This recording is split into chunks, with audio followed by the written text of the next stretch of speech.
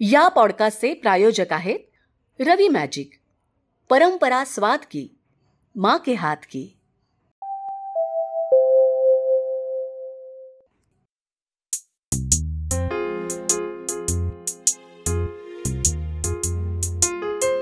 वाह, छान. काय हे समोर बहरलेली फुलं. काय शोभतं काय हव्यात? काय करणार, तोंडाची पार चवच गेली. त्यात तुमचं दुर्लक्ष. हिश्श, काय हे कसले भातार चाळे? तोंडाची चव तुमच्या हातात. अहो पुरे आता कोणी ऐकलं तर काय म्हणतील? लोकांची आवडती आपली आवड. म्हणजे काय म्हणायचं तुम्हाला? असं काय करताय? बऱ्याच दिवसात तुम्ही रवी मॅजिकचे गुलाबजाम, स्वादिष्ट खीर आणि खमंग ढोकळा केला नाहीत म्हणून म्हटलं तोंडाची चवच गेली. तुम्हाला काय वाटलं? हिश्श, तुम्हाला रवी मॅजिकचे गुलाबजाम हवेत का? थांबा, आयुष्यभर साथ केली. तुमची टेस्ट मला नाही कळणार तर कोणाला कळणार? हे घ्या, रवी मॅजिकचे गुलाबजाम.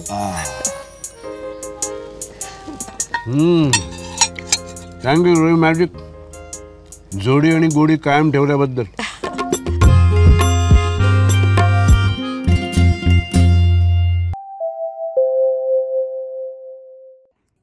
मुव्हिंग ॲस्पिरेशन्स भाग 2.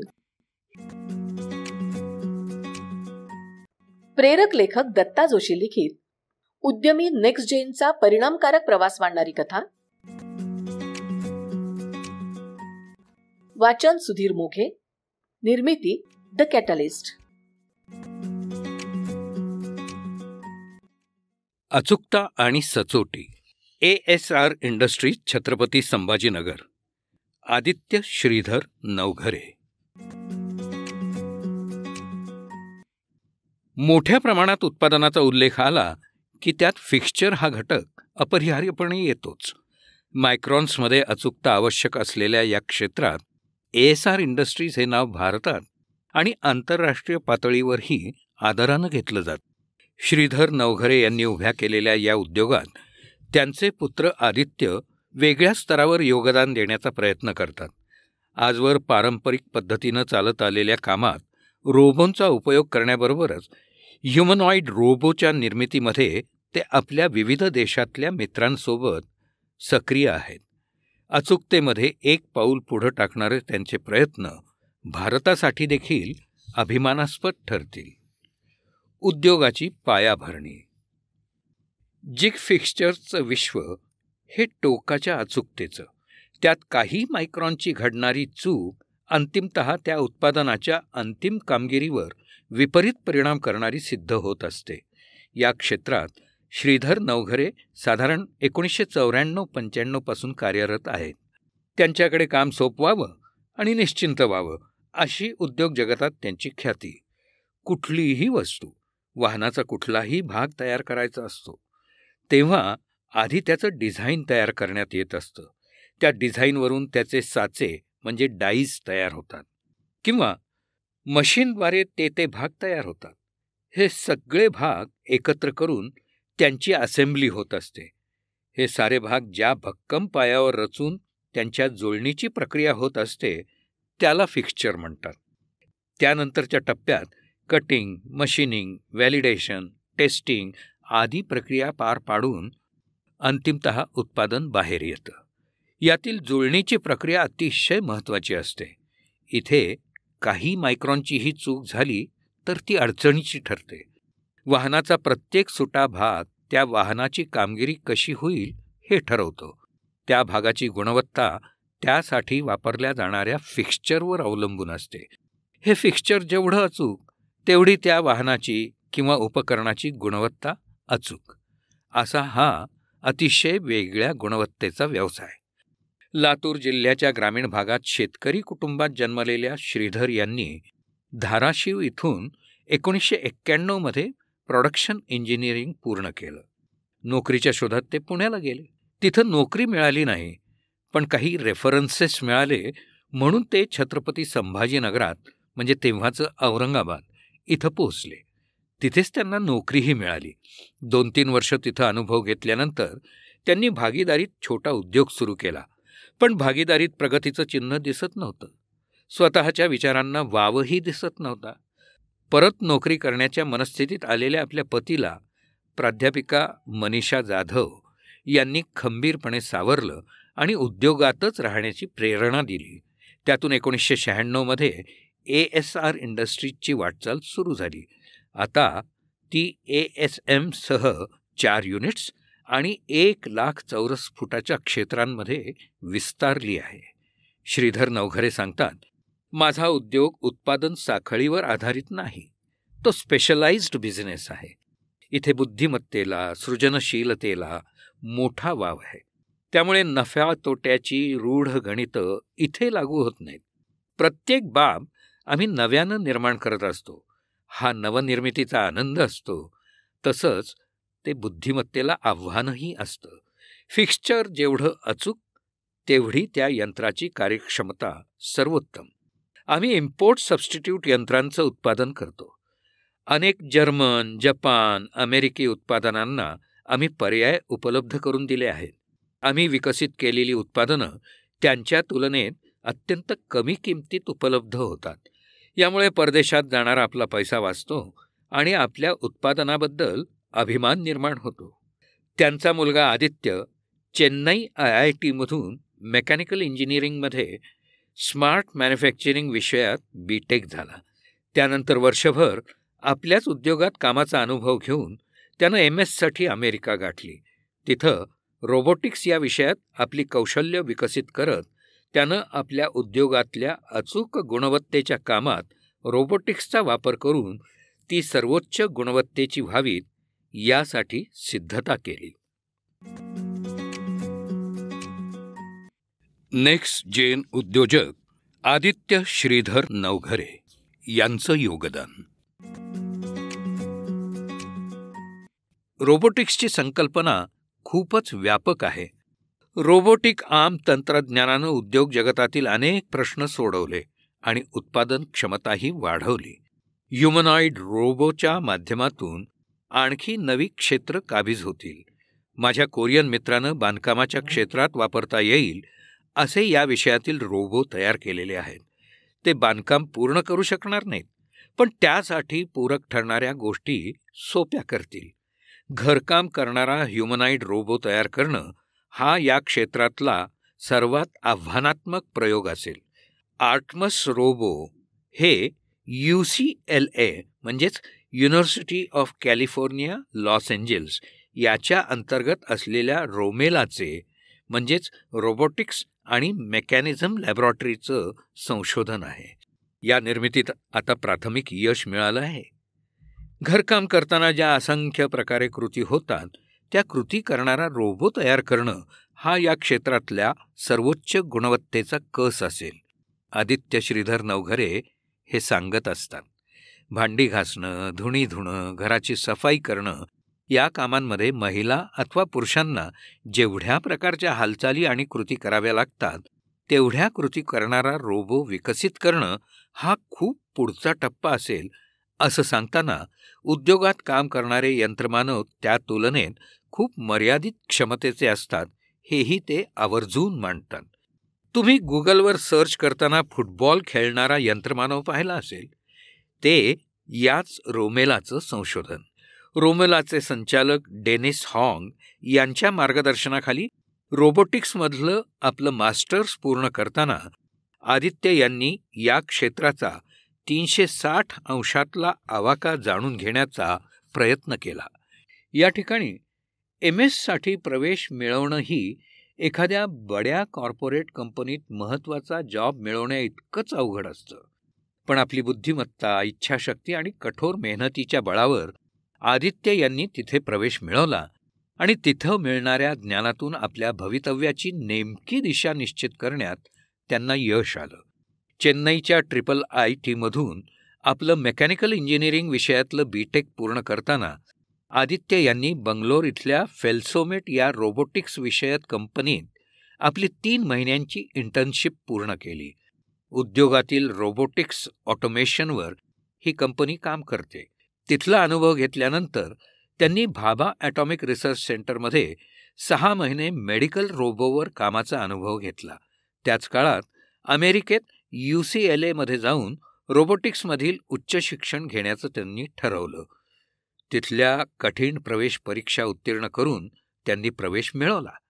कोरोनाच्या काळात वाहतुकीवरच निर्बंध होते, त्यामुळे त्या वर्षभरात त्यांना आपल्या कंपनीमध्ये काम करणं भाग होतं.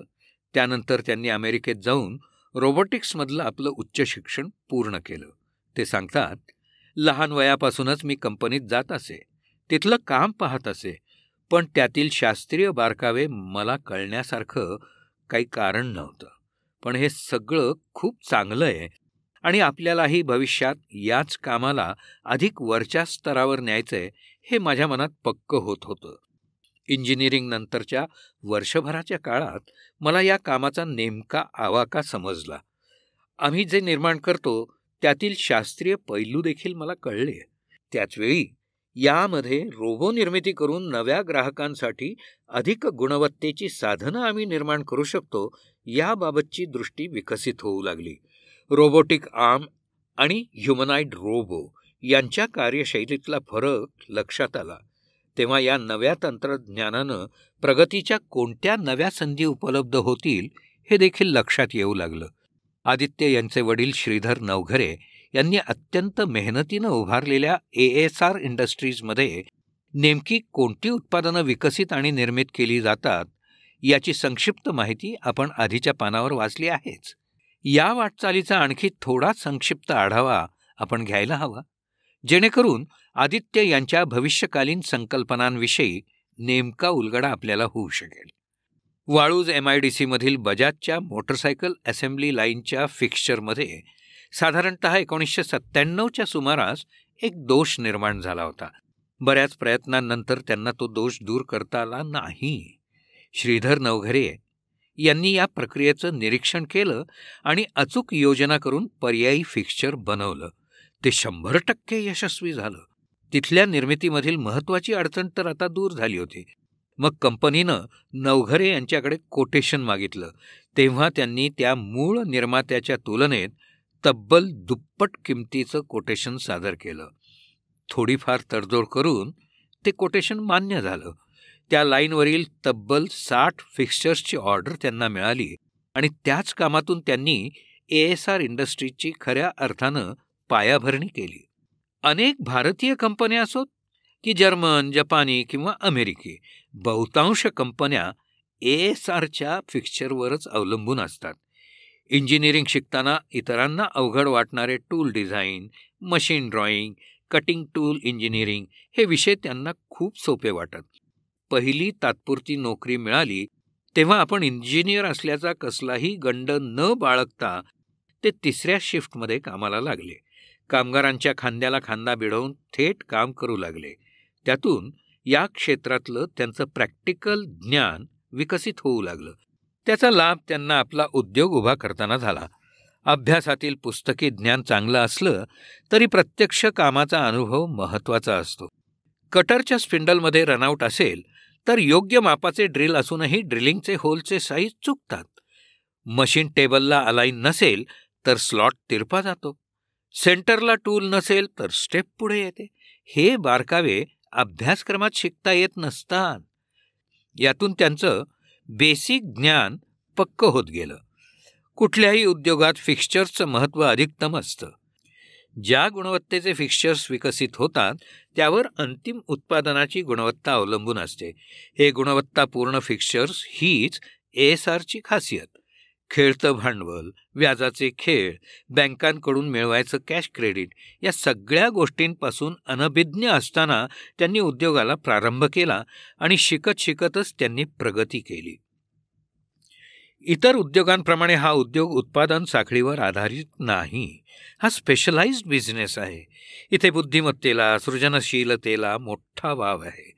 त्यामुळे नफ्या तोट्याची रूढ गणितं इथं लागू होत नाहीत. त्यांनी विकसित केलेल्या फिक्स्चर्सची किंमत तेच ठरवतात. प्रत्येक बाब आम्ही नव्यानं निर्माण करत असतो. हा नवनिर्मितीचा आनंद असतो. तसंच ते बुद्धिमत्तेला आव्हानही असतं. फिक्स्चर्स जेवढे अचूक तेवढी त्या यंत्राची कार्यक्षमता सर्वोत्तम. अंतिम उत्पादनाच्या गुणवत्तेसाठी हे संशोधन अतिशय महत्त्वाचं ठरत असतं. जेव्हा एखादं उत्पादन योग्य पद्धतीनं बाहेर पडत नसतं तेव्हा एकतर त्या टूलिंगमध्ये चूक असते किंवा मशीनमध्ये. जॉन्सन अँड जॉन्सनसाठी ASRनं स्वेजिंग मशीन अर्थात सुईमध्ये दोरा जोडण्याचं यंत्र विकसित करून दिलं. ते आधी हे यंत्र परदेशातून आयात करत असत. तिथल्या डिझाईननुसार यंत्र विकसित झालं खरं, पण नंतर लक्षात आलं की मूळ डिझाईनच सदोष आहे. मग नव्या डिझाईनसह नवं मशीन तयार झालं. या उत्पादनात सामग्रीचा खर्च कमी असतो, पण विक्री खर्च फार मोठा असतो. साहजिकच नफ्याचं प्रमाण चांगलं असतं. ASRमध्ये इम्पोर्ट सबस्टिट्यूट अर्थात आयात पर्यायी यंत्रांचं उत्पादन होतं. अनेक जर्मन, जपान, अमेरिकी उत्पादनांना इथे पर्याय उपलब्ध होतो. एक लेथ, एक ड्रिलिंग, एक कन्व्हेन्शनल मिलिंग, एक व्हर्टिकल अर्गो मिलिंग आणि टूल व कटर ग्राइंडर इतकी मूलभूत सामग्री घेऊन श्रीधर नवघरे यांनी आपल्या उद्योगाला प्रारंभ केला होता. त्या काळी ही गुंतवणूक साधारणतः 3 लाखांची असावी. अधिकाधिक उच्च दर्जाच्या अचूकतेचं उत्पादन करायचं तर तेवढीच अचूक यंत्रणाही आपल्या छताखाली असली पाहिजे याची जाणीव त्यांना होती. त्या जाणीवेतूनच त्यांनी एक एक करत प्रगत तंत्रज्ञानाची यंत्र आणण्यास प्रारंभ केला. आधी सिलेंड्रिकल ग्राइंडिंग आणलं, मग सरफेस ग्राइंडिंग आलं, VMC, CNC आलं. आधीची मॅन्युअल मशीन्सची जागा हळूहळू CNC घेऊ लागलं. जगभरातील सर्वोत्तम अचूकतेची यंत्र त्यांच्याकडे उपलब्ध आहेत. यात जर्मन, जापान, अमेरिकी तंत्रज्ञानापासून भारतीय तंत्रज्ञानापर्यंत सर्व प्रकारचा समावेश आहे. त्यामुळे आता आदित्य या उद्योगाला पुढे घेऊन जात असताना हा भक्कम पाया त्यांच्यासाठी तयारच आहे. केवळ अत्याधुनिक उत्पादन यंत्रांपुरतंच नवघरे यांनी स्वतःला मर्यादित ठेवलं नाही, तर कंपनीतून बाहेर पडणारे कुठलेही उत्पादन सर्व कसोट्यांवर अचूक उतरलं पाहिजे या ध्यासानं त्यांनी आपल्याकडील गुणवत्ता नियंत्रणाचा म्हणजेच QCचा सेटअपसुद्धा अद्ययावत ठेवला आहे. कॉम्प्युटर सिम्युलेशनच्या माध्यमातून आपल्या उत्पादनांची अचूकता पडताळून पाहणे हा इथल्या नियमित कामाचा भाग. ब्राऊन आणि शार्पच्या अमेरिकी, ZSच्या जर्मन 3D मेजरिंग मशीन्स, ZSच्या जर्मन सरफेस मेजरिंग, ZSचे contour measuring, digital height master, Rockwell hardness tester ही त्यातली काही नावं. जगभरातील 100हून अधिक उत्पादकांसाठी ASRनं आजवर 10,000हून अधिक प्रकारच्या फिक्चर्सची निर्मिती केली आहे. Cylinder block, cylinder head, clutch cover, crank case, gearbox housing, oil sump, bearing cap, camshaft, crankshaft, transmission case, axle arm आदी ऑटोमोबाईल इंडस्ट्रीत लागणाऱ्या फिक्चर्सबरोबरच अन्य उद्योगातील अनेक गुंतागुंतींच्या कामासाठी त्यांनी सोल्युशन्स पुरवली. CNC turning fixtures, VMC fixture, HMC fixture, 4th 5th axis fixture हे येथील विशेष कौशल्याचे भाग आहेत. या पार्श्वभूमीवर ASRची नवी पिढी या उद्योगात येत असतानाच रोबोटिक्सचा नवा प्रवाह यामध्ये प्रवेशला आहे. भविष्यातील वाटचालीविषयीच्या त्यांच्या संकल्पना अगदी स्पष्ट आहेत. आपला उद्योग मास प्रोडक्शनचा किंवा कुठल्या प्रॉडक्टचा नाही आहे याचं भान ठेवून त्यांनी भविष्याच्या योजना आखलेल्या आहेत. आदित्य सांगतात, भारतात इंजिनिअरिंग पूर्ण केल्यानंतरच अमेरिकेतच मास्टर्स करण्याचा निर्णय मी जाणीवपूर्वक घेतला. पदवी भारतात मिळेल, पण मला असलेली संशोधनाची भूक भागवण्याची तरतूद इथली शिक्षण पद्धती आणि शिक्षण संस्थांमध्ये नाही हे माझ्या लक्षात आलेलं होतं. मी UCLAमध्ये ज्या रोबो रिसर्चमध्ये सहभागी होतो त्या प्रोजेक्टचा खर्च $2.5 लाख म्हणजे साधारण 2 कोटी रुपये होता. नव्या संशोधनासाठी लागणारा निधी भारतीय शिक्षण संस्थात उपलब्ध होत नाही. तिकडे अशा विद्यापीठांमध्ये स्वतंत्र लॅब्स असतात, त्यांच्यासाठी आर्थिक तरतूद असते. उद्योग क्षेत्रही त्यांना फंडिंग करत असतं. तिथले संचालक, PhD करणारे सिनियर्स यांच्याकडून मिळणारं ज्ञान आणि त्याला मिळणारी प्रात्यक्षिकाची जोड मला महत्त्वाची वाटली. तिथं मला 3 प्रोजेक्टवर काम करता आलं: बल्लू, लिम्स आणि आर्टमस. आर्टमस म्हणजेच artificially intelligent real time training bye environment, mapping, immersion and sound.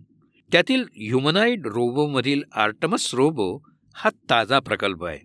माणसासारखं काम करणारा यंत्रमानव हा उद्योग जगताचा भविष्यकाळ आहे. आत्ता या तंत्राचा प्रारंभ झालाय. फुटबॉल खेळणारा रोबो हे UCLA मधलं आमच्याच लॅबचं संशोधन आहे. या तंत्रज्ञानातील एक टप्पा ओलांडत संशोधक पुढे जात आहेत. कदाचित पूर्ण कार्यक्षमतेनं यंत्रमानव प्रत्यक्षात उतरण्यासाठी आणखी 20 ते 25 वर्षसुद्धा लागू शकतील. यंत्रमानव मानवी मर्यादा तोडून सर्वांना पुढे नेणार आहे. तो प्रश्नांवर उपाययोजना मांडणार आहे.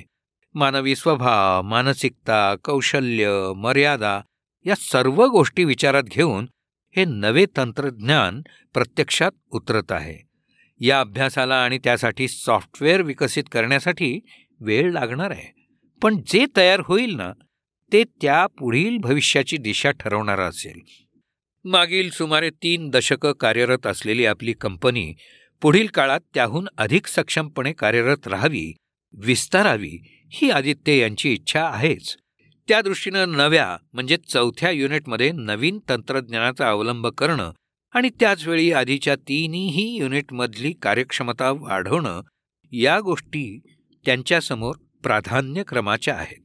कार्यरत मनुष्यबळावर कुठलाही विपरीत परिणाम न होऊ देता त्यात रोबोटिक्सचा वापर आणि त्यायोगे उत्पादनांच्या गुणवत्तेत वाढ हा त्यांचा नजीकच्या भविष्यातील कार्यक्रम आहे.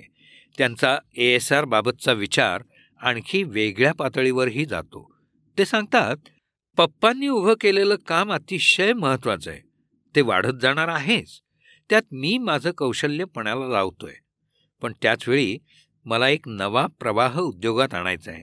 माझ्या दक्षिण कोरियातील मित्रानं तिथं आपली कंपनी सुरू केलेली आहे. अन्य अमेरिकी आणि इतर मित्र मिळून रोबोटिक्समध्ये काही नवीन प्रॉडक्ट विकसित करण्याचा विचार करत आहोत. आम्ही सगळे वेगवेगळ्या देशात राहून या तंत्रज्ञानावर काम करू. त्यासाठी आमचा टायअप असेल. या रोबोंचं उत्पादन मात्र आमच्या वाळूजमधल्या कंपनीत होईल. आमच्याकडे तयार झालेली ही ह्युमनाइड रोबोटिक्स सोल्युशन्स भारतातल्या आणि जगभरातल्या विविध उद्योगांना वापरासाठी उपलब्ध असतील. म्हणजेच आम्ही या कंपन्यांसाठी हेल्पिंग हँड्स उपलब्ध करून देऊ. त्यातून उद्योगातील अनेक प्रश्नांना उत्तरही मिळेल. घरकाम, धुणीभांडी यासाठी तयार होणारा रोबो हा सर्वाधिक कौशल्य असणारा ह्युमनाइड रोबो असेल. हे प्रोग्रॅमिंग सर्वात अवघड ठरणार आहे. अशा प्रकारची मानसिकता असणारी नवी पिढी विकसित होणं खूप महत्त्वाचं आहे. अनेक जण घरच्या दबावापोटी इंजिनिअरिंग करतात आणि त्यात करिअर करण्याचं सोडून UPSCची तयारी सुरू करतात. मुलांची मानसिकता समजून घेणं, त्यांच्या इंजिनिअरिंगसाठी किंवा विशिष्ट अभ्यासक्रमासाठी दबाव न टाकणं हे भारतीय पालकांनी शिकायला हवं. मला अमेरिकेत ते खूप जाणवलं. तिकडे आम्ही दिवसाचे 12-14 तास झोकून देऊन काम करत असू. इकडे मात्र घड्याळाच्या काट्यावर काम होतं. यातून प्रगती साधता येत नसते. आपल्या आईवडिलांनी आपल्याला चांगलं मार्गदर्शन दिलं, हेच क्षेत्र निवडण्याची कुठलीही सक्ती केली नाही. इतकंच काय तर आपण ASR मध्येच यावं असंही त्यांनी कधी म्हटलं नाही. हे स्पष्ट करताना आदित्य आपली स्वतःची दिशा स्वतःच ठरवल्याचं आवर्जून स्पष्ट करतात.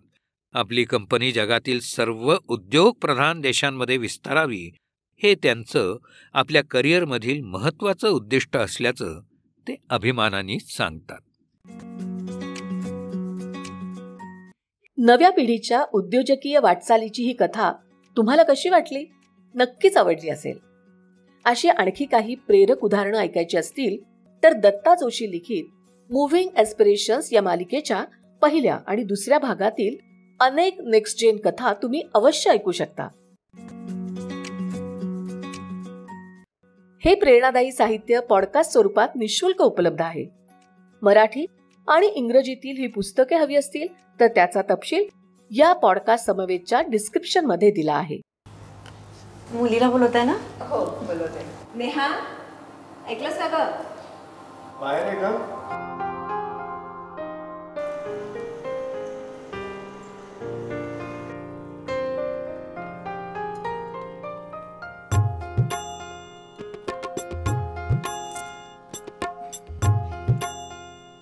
तुझं नाव काय?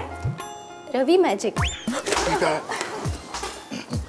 तुझं शिक्षण? रवी मॅजिक. विशेष छंद? रवी मॅजिक. अरे फोडा फोडा सुपारी फोडा. अशी मुलगी शोधून सुद्धा सापडणार नाही जिला रवी मसाल्याची गोडी ती बसवे सुखी संसाराची घडी. वा वा वा वा.